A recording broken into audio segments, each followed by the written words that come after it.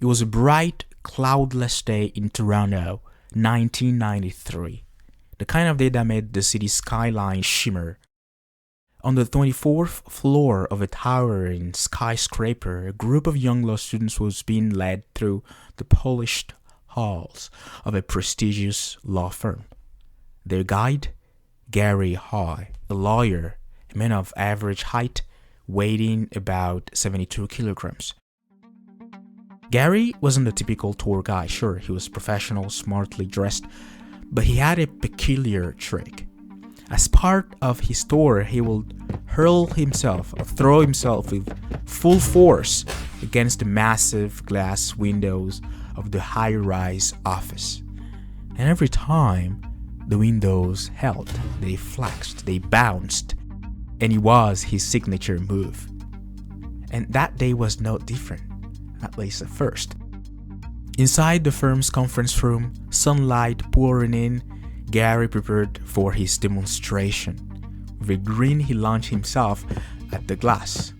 The window shuddered but stood firm as it always had. The student gasped. But then, gathering himself again under the influence of God only know what, he threw himself into the glass a second time. But this time, the frame gave up the glass, and in a heartbeat he was gone, plunging from the 24th floor, a blur of motion and disbelief.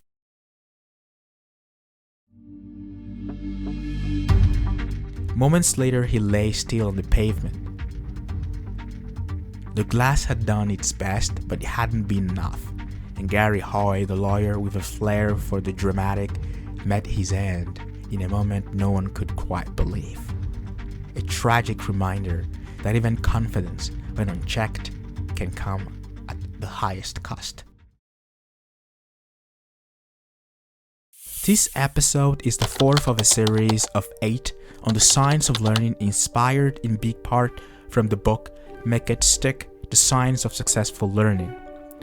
We are victims of numerous illusions, like the lawyer, perhaps not regarding the sturdiness of glass windows, but the sturdiness of our knowledge, our understanding, and our skills. And this is what this episode is about. First illusion, the illusion of, oh yeah, I knew this.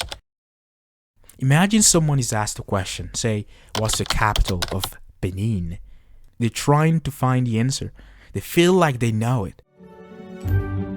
But then someone blurts out, Porto Novo. And they go, oh yeah, that's it, I knew it. But what's really happened there is the confusion between recognition and true mastery. Because here's the thing, familiarity is not the same as knowing. I think I need to say it again. Familiarity is not knowing. So what's the consequence? Well, maybe nothing, until the same question comes up again, and nothing comes to mind. They search their memory, still nothing, because it was never really well learned. Sometimes all you need is familiarity because the information has low relevance, but that attitude can slide in when you're dealing with relevant information, where one mistakes a feeling of familiarity for real understanding. Just because you've watched your mom cook your favorite dish 100 times doesn't mean you can make it yourself, even if it feels like you could. That's the illusion I'm talking about. You might have read 10 books, but that doesn't mean you can write a clear, coherent paragraph. As the authors of Make It Stick put it, beware of the familiarity trap, the feeling that you know something and no longer need to practice it. This familiarity can harm you during the self-test if you get into the habit of saying, oh, I know this. I don't actually need to say it or write it. Next illusion, the memory of events. A young woman sat alone in her apartment, the soft glow of the television casting flickers of light across the room. She was relaxed and lost in the rhythms of an interview airing on national television. The guest was a psychologist, a really articulate man. Then a knock. She rose to answer the door. In an instant, safety became chaos. A man forced his way inside. Violence followed, brutal, senseless. He attacked her, raped her, and left her unconscious on the floor. When she awoke, completely shaken, she called the police. And when they asked her if she had seen her attacker, she said yes. She remembered his face clearly. With her description, a composite sketch was drawn, and soon an arrest was made. The man she identified, Donald Thompson, a psychologist. But that psychologist had an airtight alibi, one that thousands of Australians could vouch for. He was live on television at the time of the attack. He was the man talking on the very program the woman had been watching. What had happened? As investigators and psychologists will say later, her mind had fused two realities. In the chaos and trauma of the assault, the face most present in her mind, Thompson's from television, became the face she believed she'd seen. It was memory distorted by shock, stress, and circumstance. So, memory, though powerful, is far from perfect, and it's so helpful in life to be aware of that. If you're still not convinced, try to recount the opening story. Then listen to the story again. There'll likely be parts of the story that are not in what I said, and part of what I said that you forgot to mention. Next illusion, the ease after reading. This is also called the illusion of fluency. I alluded to it in the third episode of this series. When we read a text and suddenly everything seems clear, the ideas make sense, the logic flows, feels like we've mastered the topic. But here's the trap, that sense of clarity, it's temporary, it's not mastery. It's just the echo of what we've just read. And a few days later, actually a few hours later, when we try to recall it, we realize something unsettling. We barely remember the core ideas. We can't even form a complete sentence about it.